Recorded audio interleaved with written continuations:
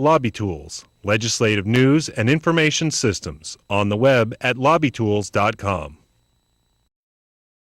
At the height of the 60s civil unrest, it took Congress just 5 months to put the Voting Rights Act on the president's desk. Today is a triumph for freedom as huge as any victory that's ever been won on any battlefield. The act requires mostly southern states with a history of discrimination to get prior approval from the federal government before making any changes to voting requirements. 5 Florida counties were added to the list in 1972.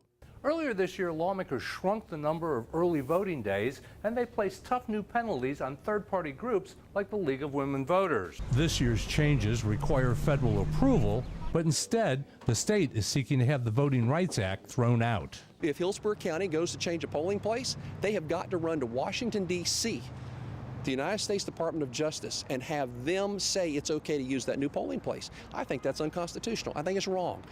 Many of the changes made to the Florida law have been debated in other states. Voting rights activists argue that there's a national attempt to undermine the 1965 law. The Republicans are trying to advantage themselves in 2012.